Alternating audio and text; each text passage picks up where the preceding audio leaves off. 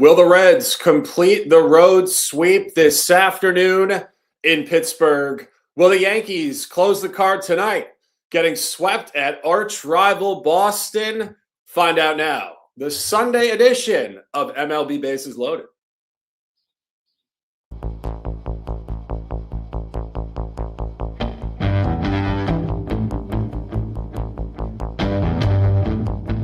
A huge card on slate today. 15-game card. It's us versus the bookies. Bases loaded, high noon. It's going to be a showdown. On a suddenly not so casual Friday, the buy hat is engaged.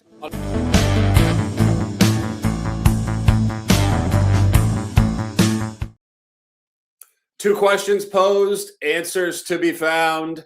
It is MLB Bases Loaded. Sunday, June the 28th, 2026. The first Sunday show, a new edition. We are excited to be here. I'm the Shark, Mikey Money in the house. Mike, what's going on, brother? Happy Sunday, one and all. This is a little throwback. It reminds me of stormy, wintry days and seeing 6 inches of snow on the ground here for a Sunday NFL season. But it's baseball season, man. The sun is shining. The birds are chirping.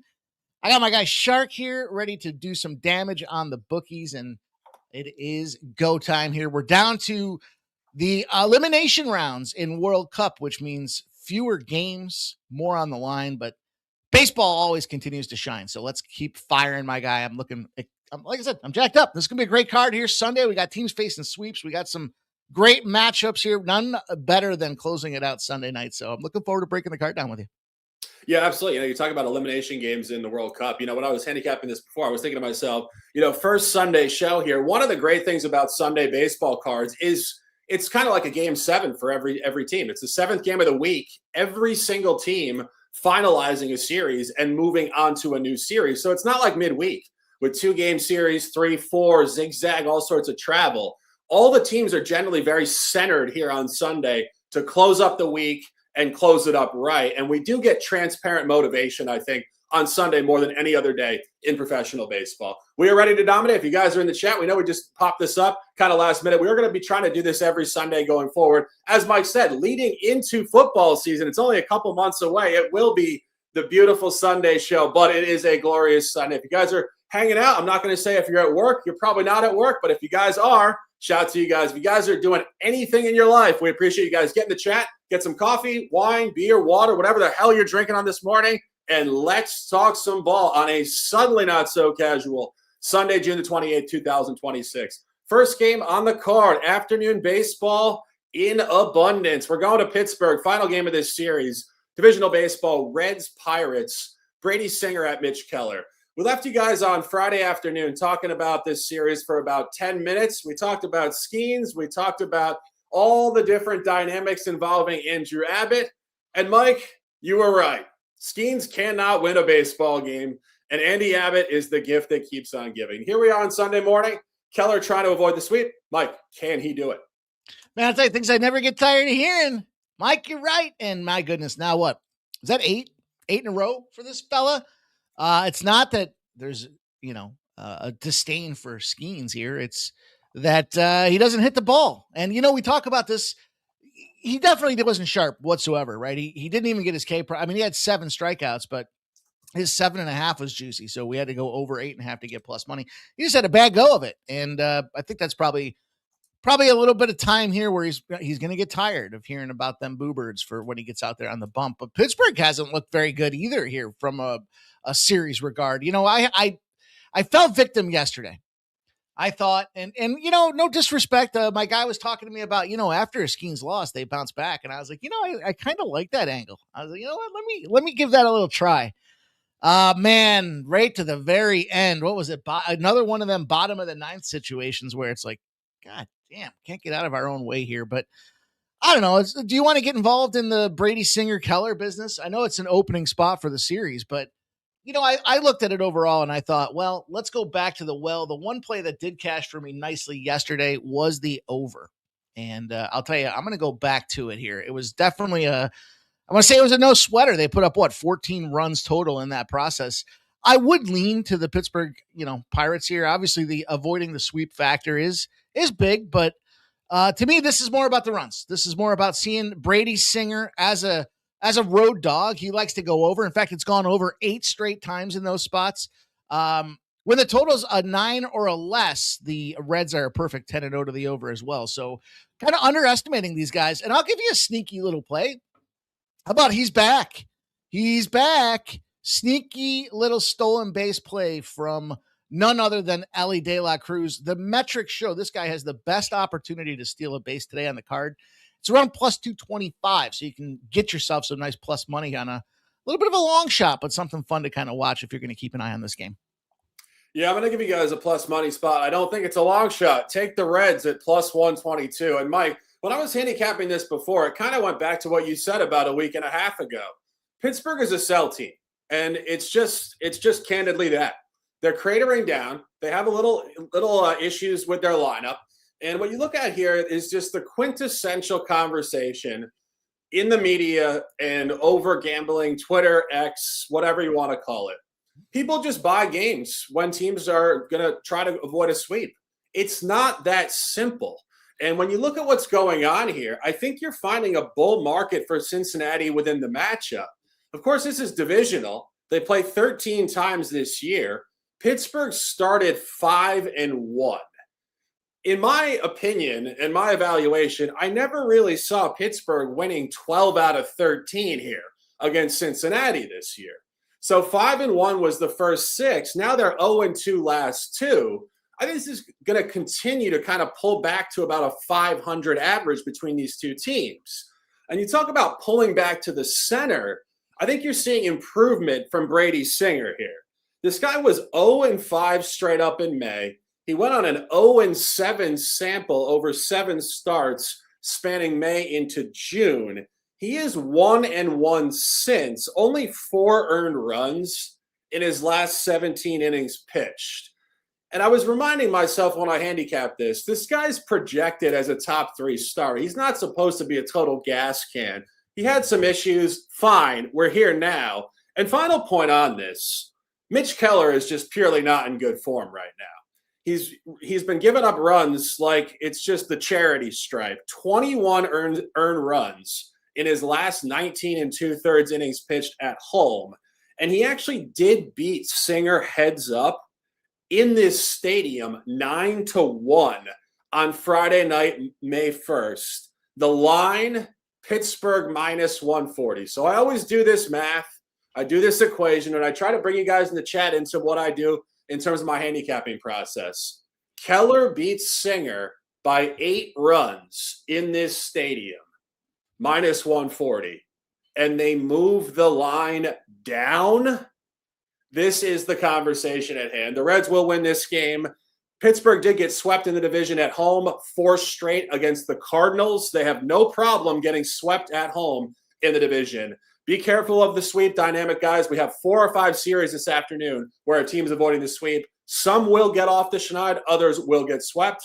Mike, any final comments or keeping it moving? Yeah, 2 things with regards to that. One, you talk about why the line's moving down. Well, the line's moving down because nobody's buying Pittsburgh. So I get what you're saying with the line functionality and how come it's, it was here and now it's here. Well, if they make it 180 or 160, no one's going to take the Pirates. They stink right now and they continue to lose. So they've got to do something to attract the gambling side of things is kind of how I feel about this Pittsburgh spot. Doesn't mean that I entirely love Pittsburgh, but that being said, I'm going to do something fun here today, Shark. It's fun. It's Sunday. Listen, Sundays are for the sharps, surprise Sunday, whatever you want to call it here. But I'm going to do a little nerfy parlay action and I'm going to build it as the show goes here. So number 1 home pitcher in the nerfy lineup today happens to be none other than Mitch the Bitch Keller. First leg of the parlay for the no-run first inning. By the way, no-run first inning, even money. So fully endorse jumping in on that no-run first inning, even though I think the game goes over. But we'll take leg 1 as Pittsburgh Pirates.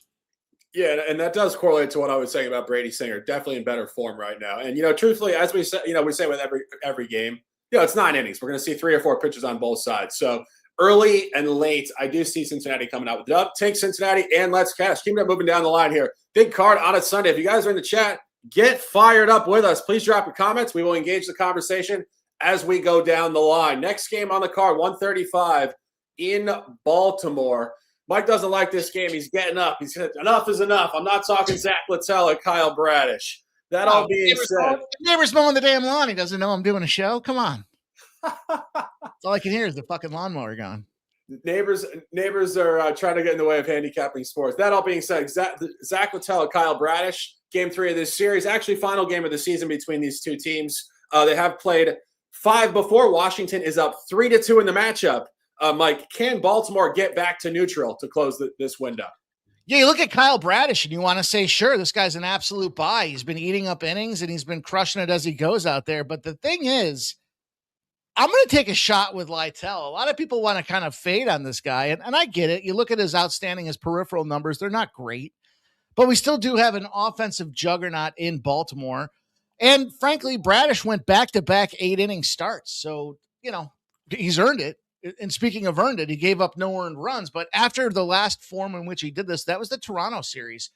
And first game against Toronto, he goes 7 innings, no earned. Next time out, he gives up 5 earned and only goes 4 innings. Then he gives up 5 earned, only goes 4 innings. And then on the other side of things here with the Nationals, look, is Baltimore a $2 favorite for you? I guess that's where you got to start this question. And if you can justify getting there for it, then you're better at this than I am, because there's no way. I don't care if Littell gives up runs or not. The Nats are able, in my opinion, to match and sustain that. Let's not forget, one of the best first 5 team total bets in all of baseball this season has been the Washington Nationals. So if you're going to use Kyle Bradish as your nugget to justify laying $2, bear that in mind as we look at a little bit of history here. But I do think there's an opportunity for the Nats to kind of keep it going here. I got him yesterday. I was a little disappointed 2 days ago here, but I thought it was a good spot for him yesterday. And, for all intent and purpose, Littell since 2025, he's still 23-16. He's still got a 59% win rate. So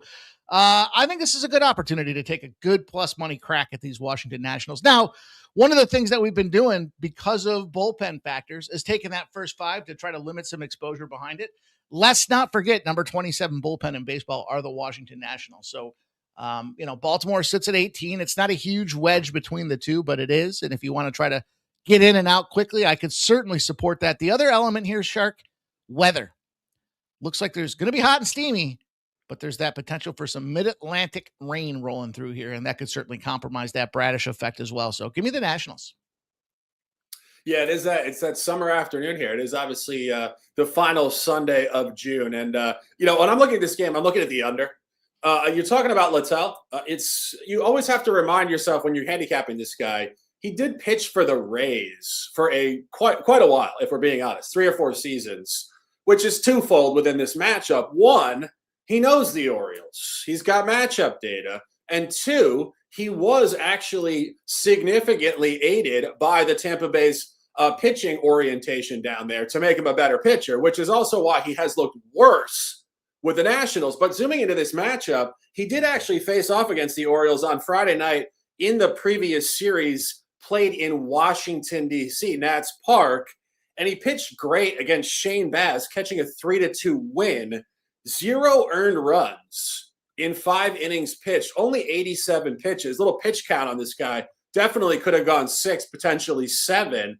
And it really is that. I think he will pitch reasonably well this afternoon. He has situationally looked horrible on the road this year, not against American League opponents and not opponents that he used to face off when he pitched for the Rays. The line in that game was 9.5. It did finish 3-2. This has moved down to 9. You're going to get weather, you're going to get moving parts. Top look in this game for me would be under 9, and Mike does like the Nats in this game. Under and the Nats and keeping it moving. Next game on the card, going to Toronto. Rangers Blue Jays game 4. Kumar Rocker at Shane Bieber. The Blue Jays need some help. A man named Bieber on the bump. I mean, Mike, at some point you'd think Toronto might win a game this series. Does it come this afternoon? No, I thought Toronto was going to get busted up by Texas in this series too. I know we talked about that early on and said, I think this is a great series for Texas to get the W and get some plus money from it. You're going to put Bieber as a minus 131 price tag second game back from injury after he puked his nuts up in that first game. That's just bad business. There's no reason to get involved in that spot. I get it that Rocker gets rocked quite a bit, but let's not forget what I told you guys before. Afternoon games in the 6 do go over 8.5. Excuse me. Excuse me. Get excited. I get all choked up thinking about how Bieber's going to choke it up today. I'll take the over 8.5. I like Texas to win this game as well, but give me over. Runs galore here in the 6 today.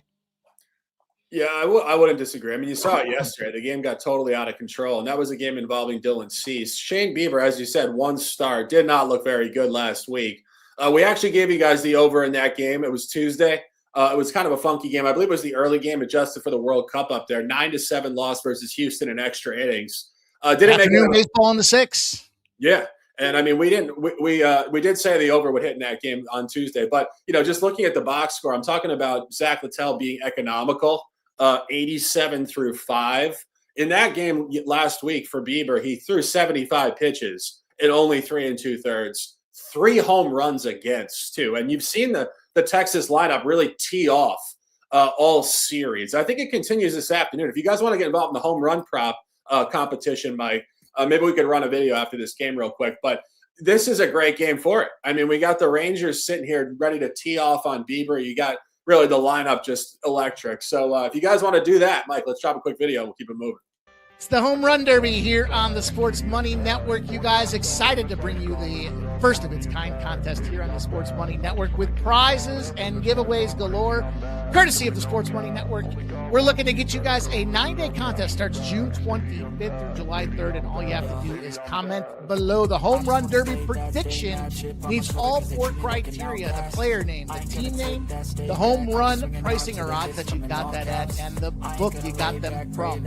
As an example, you would say Aaron Judge with the Yankees at plus 250 on DraftKings in the comments section. It's 1 entry per person per day. Must include all 4 components out there of the entry that counts. And you come back daily. We'll give you guys updates as the contest progresses. Think you have what it takes to win the Home Run Derby? Comment below and let's cash together with the Sports Money Network.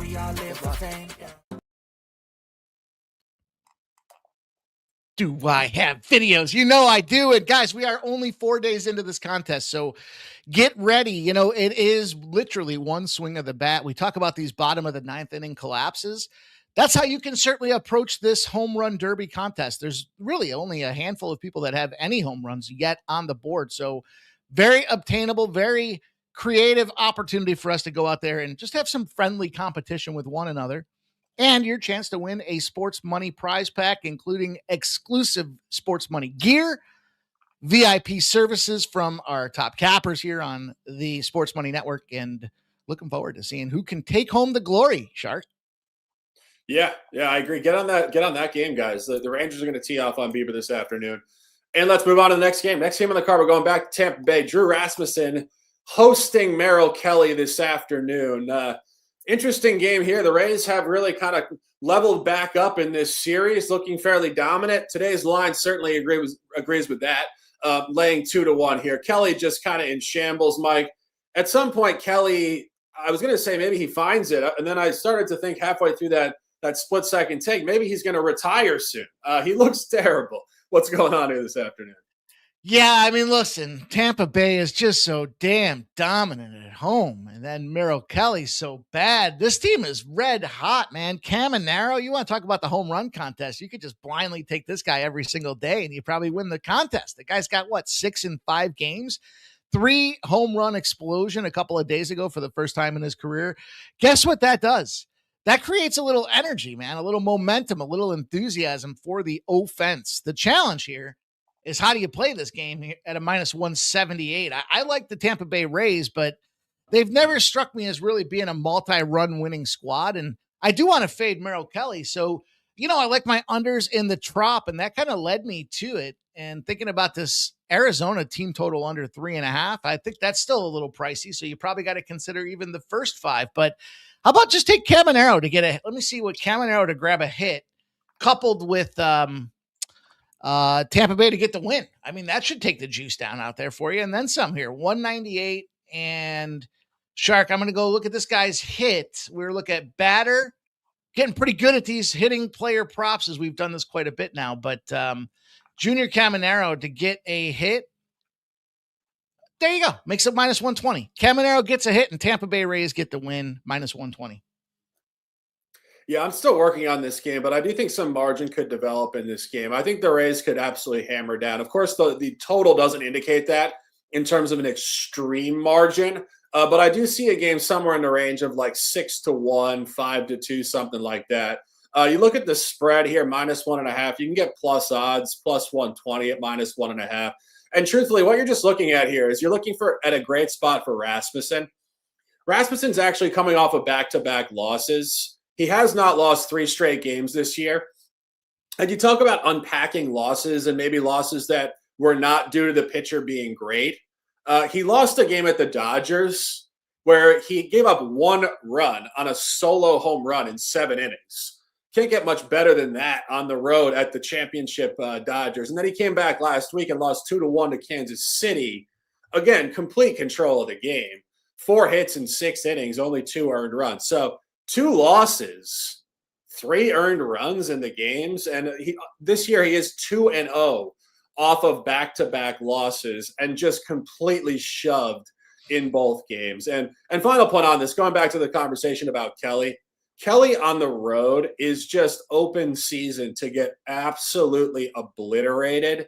He actually somehow held it together in his last start at St. Louis on Monday night. Kind of the polar opposite of what we just said about Rasmussen.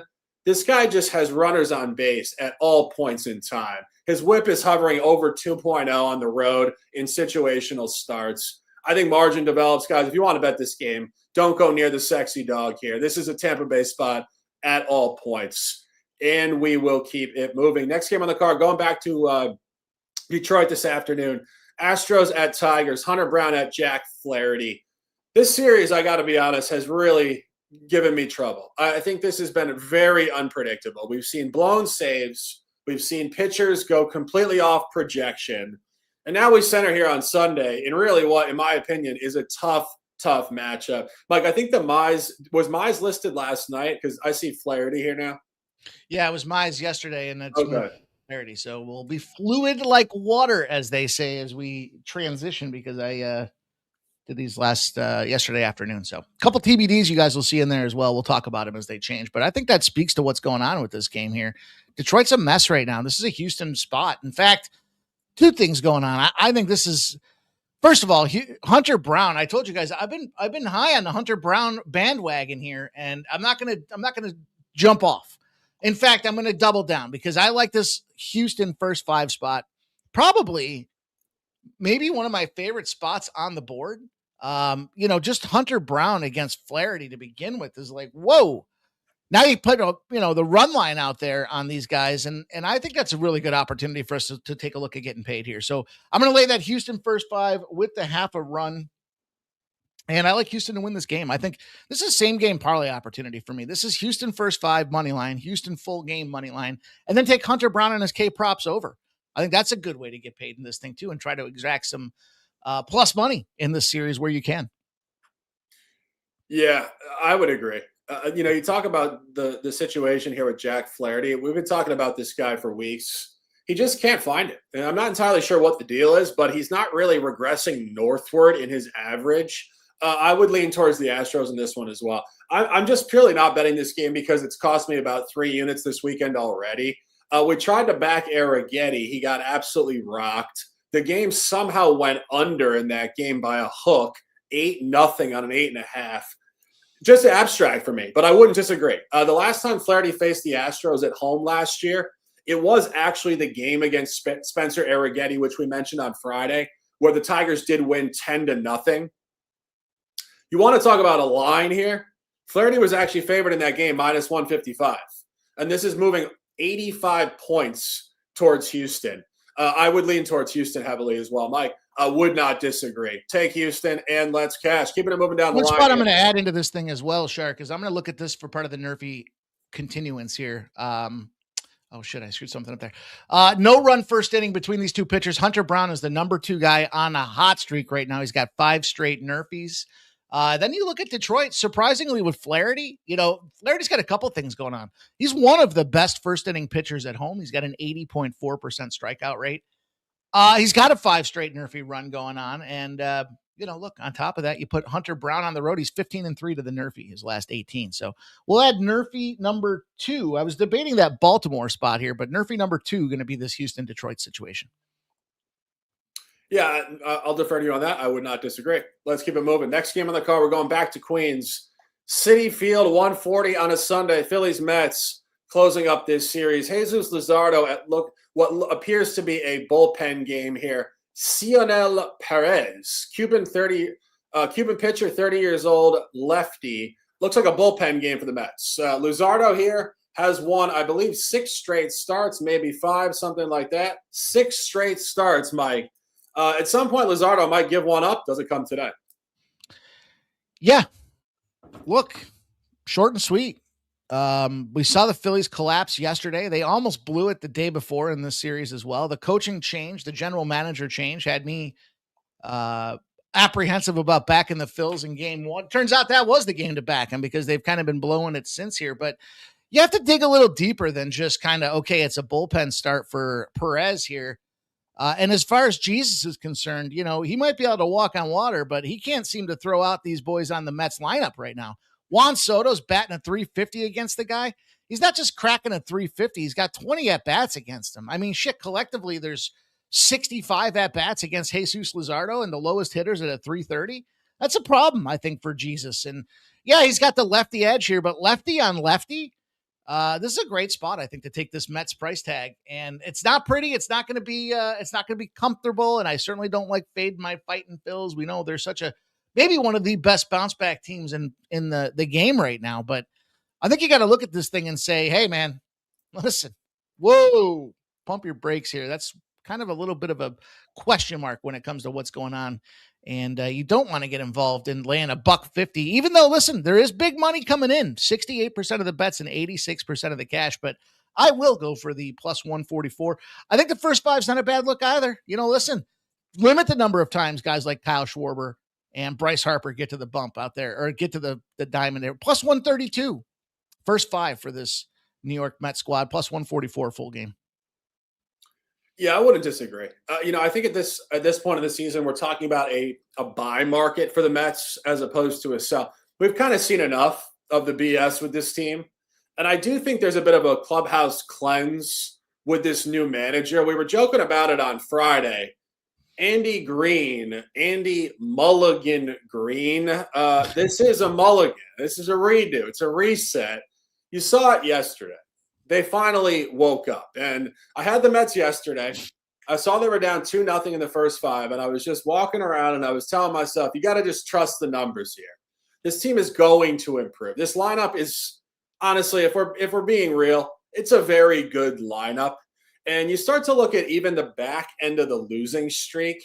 The last game against the Cubs was one of the most egregious losses of the entire season, 4-3 in extras, where the Mets actually had 0 earned runs credited to their pitchers in the game. You guys know how hard it is to lose a game when your entire staff for the 9 or 10 innings give up 0 earned runs? The Mets somehow did it. Then they lost to Wheeler on Friday night, 2-1, due to one of the best catches you will ever see by the Philadelphia center fielder. I posted on X about this. This guy jumped 3 or 4 feet above the wall, looked like, almost broke his shoulder and his rotator cuff in the process. But that's the only reason why the Phillies were actually able to win that game 2-1. The Mets would have won that game. And then they did explode yesterday with 6 late runs. Final point on this, Luzardo last year, 1 start in Queens, 2 at home, 2 home wins at the bank. Did not pitch well at Citi Field. Gave up 5 runs in the bottom of the 5th. Largely facilitated, as Mike alluded to, by Juan Soto and others. I have not placed a wager on this myself yet. It is early in the morning. But, Mike, I believe you have, and I would not disagree. I think this is a Mets bull market. I think the mulligan is real in New York. Guys, get behind it. Take the Mets. And let's cash. I'm going to add one more caveat to it here. It's going to be the no-run first inning for this parlay as well. Sitting at minus 110 right now. Jesus Luzardo, currently best top 3 Major League Baseball no-run first inning, 81-ish% strikeout rate. And then I'm looking at Jesus Luzardo. By the way, 10 straight no-run first innings for Jesus. He is by far the leader in the clubhouse, no pun intended. And then, you put him out there home road. He likes being on the road. He's got an 80% no-run first inning pitch on the road. So we'll add them as leg number 3. I'm flirting with Baltimore as leg number 4. We'll see how this continues as we go. Yeah, absolutely. Absolutely. If you guys are in the chat, drop some plays and comments, and let's keep it moving. Next game on the card, going back to Cleveland, 140, Mariners, Guardians, rubber match this afternoon. Last game of the season between these teams. They actually played the first series of the season back in Seattle. Now you get the final one here on June 28th. Emerson Hancock against Gavin Williams. Mike, what's going on in this game? Herbie Hancock. I always think that. I was talking yesterday when we were doing the Major League Baseball show with my guy Sharpie, and I was like, dude, am I the only one? He's like, no, dude. Every time I see Hancock, I think that too, because lots of guys go to school for 7 years. Yeah, they're called doctors.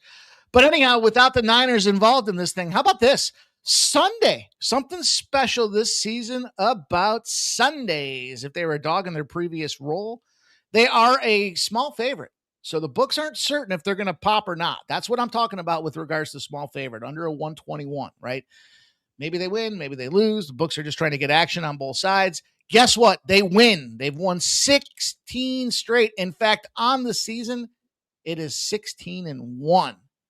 Give me these Cleveland Guardians. I'll take a suspect number. I don't care what it's doing right now. This is a good spot, I think, to take the home squad. And by the way, that doesn't even account for backing a guy like Gavin Williams. So give me, Seattle at home, good. Seattle on the road, not good. I'll take Gavin Williams and the Cleveland Guardians. Yeah, I agree. So this is a big time handicap for me. Big play here, guys. Take Cleveland on the money line. And I think you just get a big pitching advantage here, if I'm being honest. Gavin Williams listed 1A starter here for Cleveland. I've touted up Hancock for weeks. This is not where you want to back this guy. It's Sunday. It's the middle of the country. It's not on his body time. You go back to his last Sunday start, not in the division. Go back to June 14th at Washington. 10-1 loss. 4 innings pitched, 6 earned runs, 9 hits. He has not performed well in these spots for most of the season. And you look at Williams. This is a great spot to buy low on this guy. He's lost 3 consecutive starts, first time all year. You got to look at who he lost to, however. He lost his last home start on Monday night, June the 8th, against the New York Yankees. They're the best team in the league. Let it be what it is. Then he went on the road, got crushed at Milwaukee. Milwaukee is playing elite level baseball in the National League. Also, let that be what it is. Then he stayed on the road and took a loss at the White Sox on Monday night. We gave you guys the White Sox in that game. Walk-off, Sam Antonacci. Point being, hot White Sox, hot Brewers, Yankees. That is not this. This is the Mariners on the road, and it's a rubber match. It's also a revenge game, and it's a great number. Williams did pitch in that opening series at Seattle. He took a 5-1 loss. Didn't pitch poorly in the game, however. Only 2 hits, 3 earned runs. The line in that game was minus 175 for Seattle. So you talk about the lines and the line functionality, which I love. The books don't have to move this 90 points against Seattle after Seattle did win by margin in that spot. And in that series, Hancock did actually catch an 8-0 win at home against the Guardians in the Sunday game of that series. It was the first Sunday night baseball game of the year on March 29th against Slate Ciccone, and he was also favored in that matchup, minus 156. This is moving completely against the previous blowouts in this series. I think the Guardians could get to margin in this game, if I'm being honest. Take the Guardians, and Mike, further comments. Yeah, Shark, the question is this the head flip or is this the, what am I trying to say here? Is this the head fake of the day? Let me get it right. And I think it is right to take this Cleveland Guardian spot. You've got around 50% of the bets and 50% of the cash with marginal movement. At first glance, you look at this thing and see it's gone from minus 115 to minus 104, but depends on your starting number. You have to have that right to get it tight. And you look at this side of things with the Seattle Mariners, they opened at minus 105, but they've gone to plus 100. So the books are just bringing these lines down on both sides of this thing. Take Gavin Williams. By the way, Guardians in game 3 of a series, they do like to shove it home. They're one of the best teams in baseball to do it over the last 4 seasons with the Cleveland Guardians. We'll take a nice little minus 104 price tag.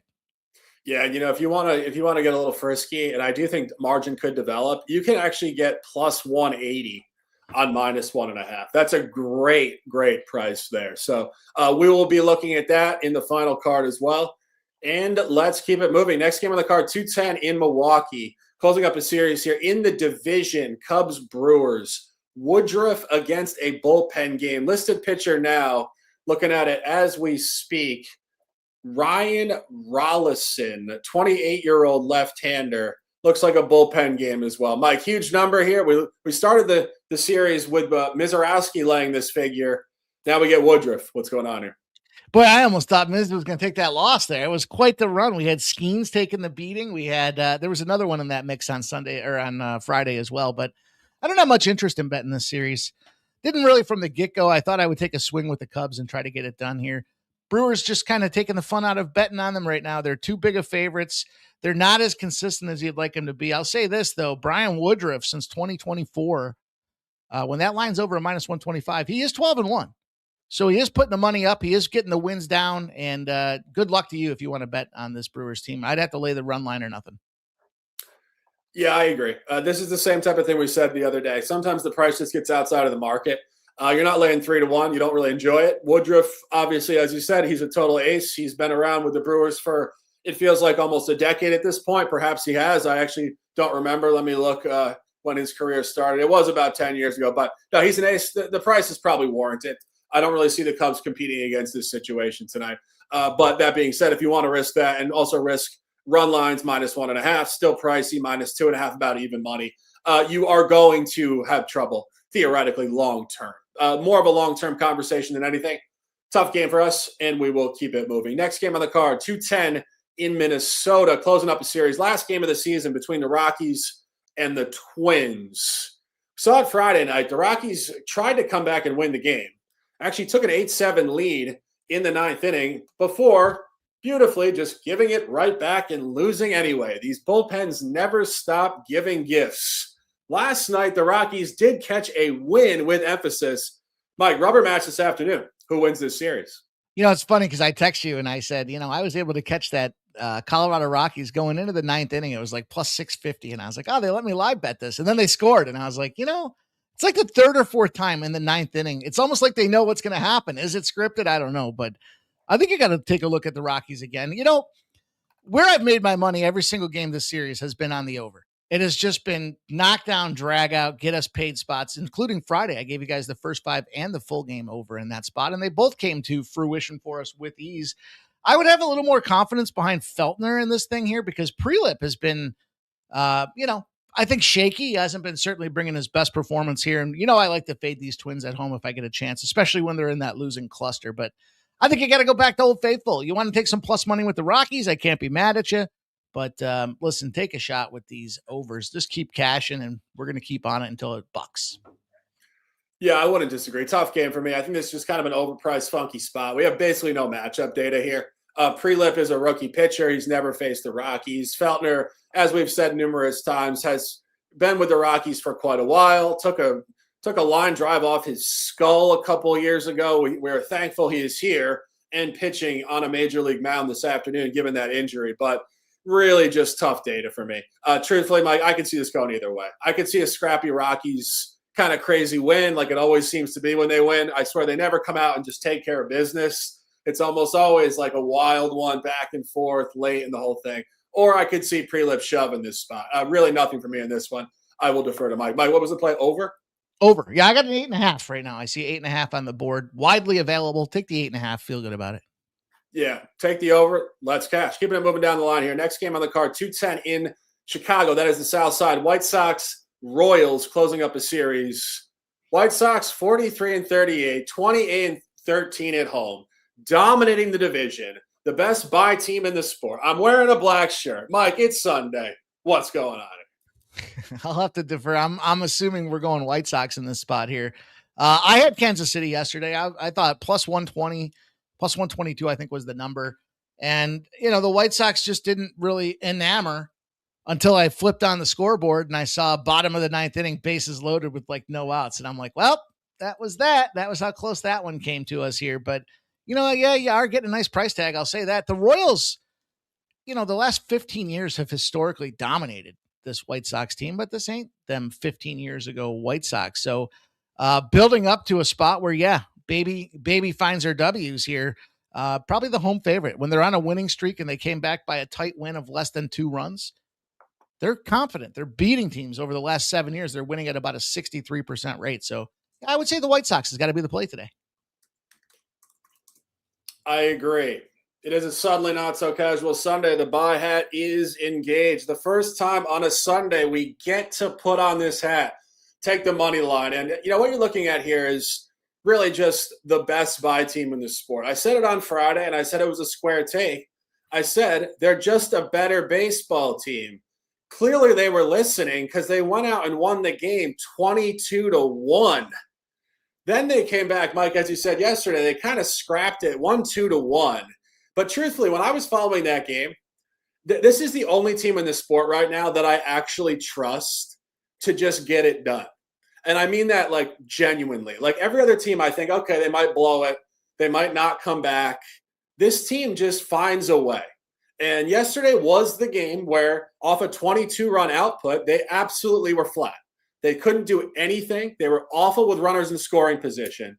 And then all of a sudden they go down 1-0 late in the game, immediately push back with a run in the bottom of the 7th. And then you knew it was coming. White Sox 2026, bottom 9. Load the bases. The Royals pitcher throws the ball and hits his third baseman right in the crotch. They bring out like the stretcher. You talk about like metaphors, like whatever, like a metaphor of the Royals season. You're tied in the game. You're trying to get a win, and your pitcher hits your third baseman and knocks him out. Not in the head, in the balls. Are you kidding me? That all being said, you get Anthony Kay at home. He's 7-1 at home. He's 2-1 in the division. He's 1-0 in the division on a weekend. He's only given up 2 earned runs in the division at home all year. Both wins came by margin. And I've been telling you guys you want to buy Luinder Avila on the road. We've gotten him right 3 times. This is where it comes to an end. It's his 3rd consecutive road start. He beat the Nationals. Fine, we'll give you the Nationals. He beat the Rays. We'll give you the Rays. They're a little market capped. This is a divisional game against an upstart team. The line is extremely heavy for the White Sox. I think the White Sox hammered down again. The buy hat is engaged. Take the White Sox and let's cash. Keeping it moving down the line. Final game in the 2 o'clock window. 2:15 going back to St. Louis. Final game of this series at Busch Stadium. Marlins Cardinals. Marlins with a 2-0 lead in this series. Leahy against Phillips. Mike, can the Cardinals avoid the sweep this afternoon? I like this spot for the Miami Marlins today. Phillips has been pitching pretty darn well. St. Louis is kind of right down to that spot where it just feels like they're begging you to take St. Louis. Like this is the home team trying to avoid the sweep. Here's a little coin flip price tag. But so you get the pitching edge, I believe, with Phillips over Leahy, despite what maybe some of the current or recent numbers show you. But drilling deeper here, and you've got the St. Louis Cardinals. They're the 22 bullpen in baseball. So once these guys do come out, the worst part for St. Louis would be if Phillips goes out there and gobbles up innings. Say he goes 7 deep and he's looking pretty strong and he's showing these inconsistent bats with St. Louis. What's up? That's going to be a problem because now you bring in, frankly, a bullpen that's got almost 10 spots better than him overall. And, it's not out of the line to think he's going to go out there and eat up innings there. He just went 6. He's showing more strength as the season goes on. So I like Miami. I think you're getting a really great price tag, and I wouldn't be afraid to take Miami first 5. You catch the plus 113 on the full game. Take a look at this first 5 here. You're catching them. You can get them at plus 116 over on Bet Rivers. Disagreement here. I'm going to the home product here. The buy hat is engaged. Going back to the well, I don't think Miami has the quality to sweep this road series, if I'm being honest. And I think the pitching matchup is a heavy lean towards Leahy as well. I'm sitting here talking about Gavin Williams losing 3 straight games. Leahy is not of the quality of Williams, but he has lost 3 straight games. He has lost 2 consecutive home games. This is his 3rd consecutive home start. It is actually a similar conversation to Williams in terms of the quality of these starts. 2 starts ago at home, he lost 6-1 to the Padres. He only gave up 3 earned runs in 6 innings. That qualifies as a quality start, but still took a 5-run loss. And then on Tuesday night, we actually did give you guys the Diamondbacks and Eddie Rodriguez to beat this guy, Mike. We gave them the Diamondbacks in that game. And the Diamondbacks did beat the Cardinals 4-3. But here's the point on Leahy. 6 1/3 innings pitched, 0 earned runs. This guy's a great home pitcher. That's why he's in the rotation. He's 29 years old. He's kind of an unknown pitcher coming into the season. He's a good home pitcher. You go to the Phillips conversation, distinct polarization. This guy is a home pitcher. You back him in Miami. You don't back him on the road. Last road start, I gave you guys the Phillies on a Tuesday night, June the 16th. Philadelphia 8-2. He gave up 3 home runs, 8 earned runs in 4 innings. I don't think the Marlins get the sweep, but it is more precise than just that. I think this is a significant pitching edge to the Cardinals this afternoon. Take the Cardinals and let's cash. Mike, any further comments or video? Well, it wouldn't be a great day if we didn't have some type of head-to-head battle going on. So it'll be fun to see how this one shakes out. But what is certainly not a battle is whether or not you guys should hit the thumbs up button. We appreciate the support. We're trying to bring you guys some fun, entertaining content here as we try to give you some inside information to beat the books. All we ask you to do is give that thumbs up a smash and show us that you appreciate what we're doing here, and we'll keep coming back to do it.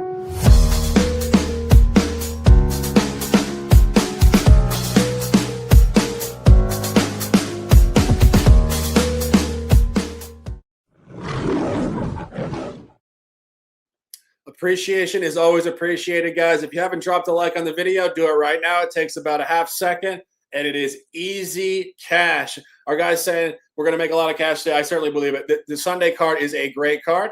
And let's get down to the next game on the card. 3:15 in Los Angeles, Angels Stadium in Anaheim. A's Angels closing up the series this afternoon. Savale at Aldeguerri. Interesting matchup here, Mike. I do think there's some access here. What do you think? I had a tough time. Yesterday I was on the under. I was on the under the other day as well. So I think this is a really good spot to jump back in. Why not? The water is fine. It has been paying dividends for us here. You might get a little nervous about the Savale situation here with Aldeguerri, but I think you do have to look at the Athletics. I just, what are you going to do here with this price? Again, it's one of them situations. Now it has come down to a minus 115. So 53% of the bets and 79% of the cash agree. And I think that's because the Athletics, they've been out there nuking teams in these kind of low spots out there, lefty pitcher wise as well. But it's kind of I don't know. I got to wait and see how it materializes throughout the day. If you're going to enter the home run contest, not a bad look to take your guy, Mr. Kurtz, to go out there and smack it yard again. But I think this is the flip. We've been taking unders. I think this could be a situation where we see the ball get wild out there. But here you go. Sunday favorites. I told you guys about this one earlier. They rebound after a dog loss. They're 16-1. That is this Athletics team again today. So I'd have to go A's or nothing. What was that? 16-1? I make it 16-2. The Angels are going to win this game, ladies and gentlemen. And what you're talking about here is a significant pitching edge. Comically, you would not think this would be the conversation to this guy, Sam Aldeguerri. We've talked about this guy numerous times. He's from Italy. He's from Verona. He's 24 years old. Turns 25 later this season. But this is where you buy a bounce back for this guy. He just got hit pretty hard at home on Monday night against the Orioles. 5 earned runs in less than 5 innings, 2 home runs. Bounce back home start. Last time he had back-to-back home appearances coming off of loss scenarios, he did actually pitch very well against the Rays on Friday night, June 12th, and beat the Rays and Shane McClanahan 4-3, only 1 earned run in 5 innings. But this handicap for me is stronger in terms of fading the A's. The A's and the Pirates for me are very similar conversation. They're young teams. They've got a load of talent, and they're a little too hot in the first 85 games. We told you guys this about the Athletics last week when they were playing against the Giants on the road. And I told you their run differential makes them a fraud. The A's are currently only 3 games under 500, 40-43. Their run differential is minus 51. So they're supposed to give something away here. And you look at Savale. Savale on the road. I've mentioned this before, but it's very unique psychology. His best road starts of the year have come at Atlanta, the Yankees, the Mets, and Baltimore.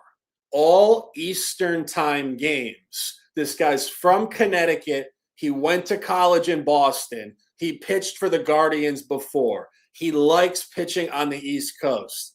On the West Coast, 2 divisional starts. At Seattle, he labored, and he did pitch at the Angels on Wednesday, May 20th. 5 innings pitched, 5 earned runs, 3 home runs against. Caught a win against Jack Kokonowitz, minus 145 in the market. This dumps down. I don't know what that minus 156 number is because I'm seeing a far shorter number now, minus 111 actually. But yeah, guess when I put these graphics together. Was that yesterday? Yeah. Yeah. No, I mean, nothing to do with you. I'm just saying because I only saw small numbers this morning. I think what happened was I don't know, was it a pitching change in there or was it, I don't know. I don't know what happened. Could have been. Maybe. But regardless of the situation, I think the Angels 7.5 is way off too. Yeah, you're right. It's 9.5. Yeah. Yep. Obviously nothing to do with your fantastic graphics. But no, different line. And I do think that shortness of the line is pulling towards the Angels. Like the Angels in this one, guys, take the Angels and let's cash. Keep it moving down the line here. A couple more games in the afternoon before we hit the primetime game, which is a big dog spot tonight in Boston. 4:00 in San Francisco. Braves, Giants, closing up a weekend series here. You talk about good baseball. This is going to be a good game. This is an elite level pitching matchup. Chris Sale at Robbie Ray, 2 north of 30-year-old left-hand aces. Mike, what's going on in this game? Was looking for an outlet to plug in for the back end of this Tampa Bay parlay because I want to take Tampa Bay. I just don't want to lay the juice. So I guess I'll jump in there with the Atlanta Braves in this thing here. Good opportunity for the favorite team on the road to rebound off the shutout. I love getting involved with these teams that get shut out. You know, I was thinking about this for the home run contest, Shark. It was funny because I was thinking I got a couple donuts in this thing, but man, I take some guys to get home run props where the things look great and then the team doesn't score at all. So am I the kiss of death for some of these teams when it comes to my home run props? I'm not sure, but parlay me with Tampa Bay and the Atlanta Braves. Yeah, this is a tough game for me. As I said, this is a great pitching matchup. And we've said this numerous times. Oftentimes when you get games like this, they're the hardest to handicap. There's less holes in the armor of the books. They have the line nailed. Neither pitcher is really going to go too off grid from the projection. I see just a tight game here. I think the Braves could win. I really have nothing in this game. Chris Sale has situationally struggled a little bit at Western opponents. Did actually take a loss at the Angels. Struggled a little bit otherwise. Robbie Ray should show. Tough game for me. If you guys have anything in this, drop it in the chat. And we will keep it moving. Final game of the afternoon card here. 4:10 in San Diego. Rubber match of this series, Dodgers-Padres, Emmett Sheehan at Michael King. We opened up earlier this week talking about King being a great home pitcher, Mike. He's back at home. It's 1:10 in the afternoon in June on a Sunday. Will he shove again this afternoon? Interesting spot for sure, right? I mean, I told you guys yesterday was way off on that San Diego 17-1 trend out there. I was telling Shark backstage, I was like, man, it only counts as 1 loss, but it felt like 7. They were tied 1-1, and then all of a sudden, crack of the bat, grand slam, and that thing was over before it started here. But I found this one pretty difficult. I think San Diego's going to make the last leg of the no-run first inning parlay for me, but I really don't have much interest in this game. Michael King, I like the price tag, but damn if them Dodger bats can't just go cracking things around and literally change the outcome of the game at any given second. So I'll defer to you, Shark. I want to hear what you have to say about this game. Yeah, I'm going back to the home team here. We're taking the Padres at the plus here, plus 122. And I think you're seeing zigzag in this series. We gave you guys the Padres on Friday night. We got it right. The Padres took care of business 7-1. Dodgers blew them out yesterday in the little zigzag revenge. I think the Padres get this one this afternoon, and I think the pitching matchup is a heavy, heavy lean towards Michael King. I was telling you guys on Friday, and I was telling you guys earlier this week before he did beat Atlanta 1-0. This guy just pitches great at home against big-time opponents, and he already pitched against the Dodgers this year at home on Monday, May 18th. He was in complete top form. 7 innings pitched, 4 hits, 2 walks, 0 earned runs. He beat Yamamoto 1-0, and I think that clearly Yamamoto is at a much higher pay grade than Sheehan. Sheehan's lost 4 straight games. He's very pedestrian on the road. And in that same series at San Diego, he did actually catch a 5-4 win, but he was not very good in the game. 4 innings pitched, 5 hits, 4 earned runs, 2 home runs against. He was a heavier favorite in that game, minus 170 against Griffin Canning. The books are pulling the line towards San Diego. San Diego competes in this matchup every single game. It's a huge rivalry game in the division and in Southern California. Padres get the dub this afternoon. Our guy in the chat likes it. I certainly like it. Take it and let's cash. Keeping it moving down the line here. Primetime baseball tonight, 7:20, NBC Peacock. Yankees, Red Sox at Fenway Park. This is a big game. Yankees trying to avoid a 4-game sweep. Rodon at Sonny Gray. Mike, we opened the show with the conversation, can teams avoid the sweep? This is a big one. Can the Yankees do it? Yeah, I think so. I mean, look, it's funny. I was thinking about this series the other day too, and I was thinking, I talked about this like a week ago. I was like, Boston sucks, except for when they play the Yankees, then throw all the stats out the window because it's anything goes. Those two teams just do have that competitive rivalry, and there's more at stake than just the current season. So that said, though, I don't want to get involved in the Boston business here. I mean, it's hard. It's Sunday Night Baseball. I'm going to have a play on it. I'm going to have a strong trend for you guys on it as well here. I just think that regardless of what we've seen from the outcome, at some point, it's that cluster effect. And divisional dog, 3-game losing streak, the better team, okay? Pretty simple to figure out what that means, right? Who's winning more games? That is the Yankees. Over the last 22 seasons, that trend has never lost. Never, not once, period. Exclamation point, underlined, highlighted, circled, photocopied, and group text to everybody. This is a New York Yankees spot. 15 straight, 15-0 in that trend over the last 22 seasons. Fire on these Yankees, fire on Rodon. Sorry, Sonny Gray. What do you say? Let's get paid. I'm not saying sorry to Sonny. I'm backing Sonny tonight. And, these trends are fascinating for me because I look at the line and I say to myself, the Red Sox are 11 games under 500 and they're favored over the Yankees, who are 14 games over 500. What does that mean to me, at least? The law of averages are regressing in a different direction. The Red Sox are way too cold. We talked about the Mets making a managerial change. The Red Sox did as well. Talk about the statistics. The Red Sox are the only team in the American League who is under 500 with a positive run differential. So when I look at data, I say to myself, I don't care if this is the Red Sox, the Yankees, or some random team from a different league. It's just numbers. They're a bye team. I think you're seeing it come to fruition this series.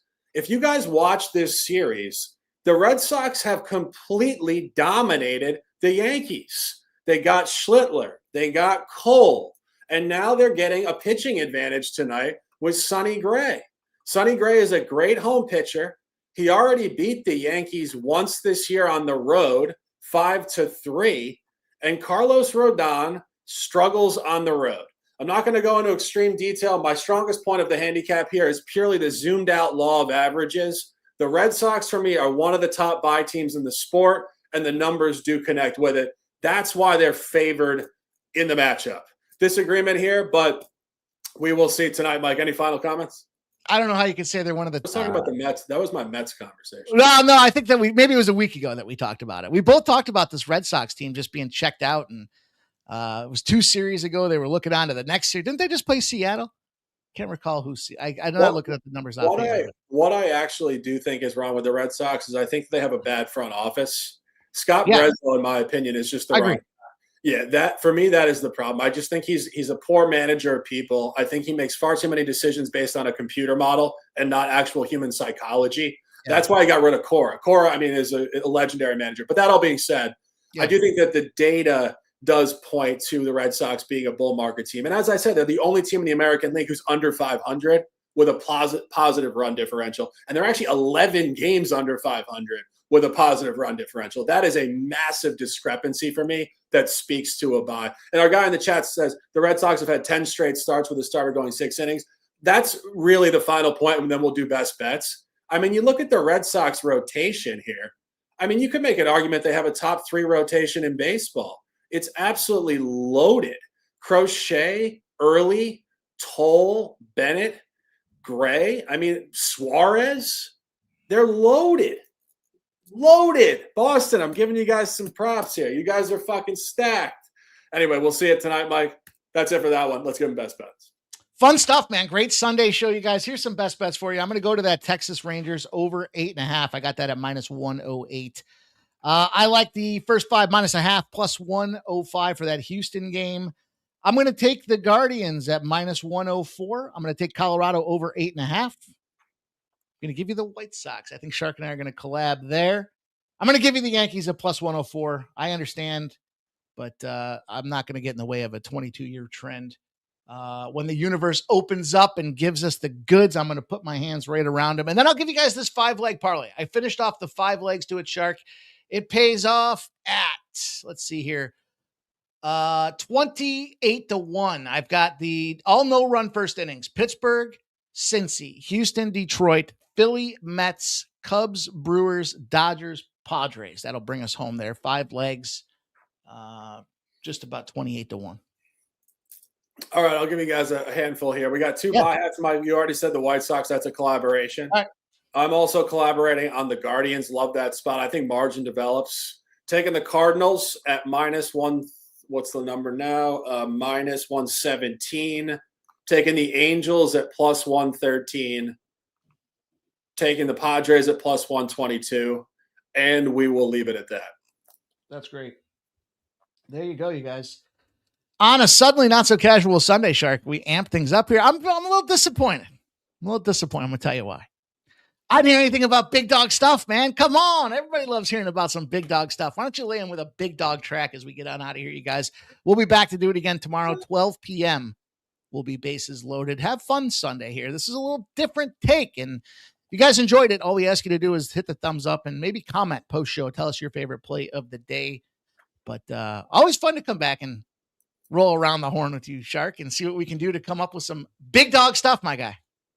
Yeah, absolutely. I mean, it's sitting here just afternoon in the East Coast, and there's nowhere I'd rather be. This is just a fun show. It's great times. You know, we're prognosticating data. We're making money. Obviously, sometimes you get your ass kicked in baseball. It's usually not because you made the wrong cap or you don't know what you're doing. It's because it's a crazy sport. You see these games, guys, that go back and forth. The bullpens are all over the place. But that all being said, you manage your bankroll. You don't sweat it. It's fun. It's summertime. It's Sunday afternoon. Sending you guys all the best vibes. Our guy says have a blessed day. Sending you guys top energy. We appreciate you guys. If you haven't dropped a like, please do. Please drop a comment underneath the chat. It helps to bring more people into the conversation. And we will see you guys tomorrow for a brand new week leading into July. Monday through Friday at 12 always, and this pop-up show. And maybe we'll make this a consistent thing. We appreciate you guys immensely. Have a great day. That is MLB Bases Loaded, Sunday, June the 28th, 2026. For Mike, I'm the Shark. Stay fast, stay strong, stay disciplined, and let's dominate.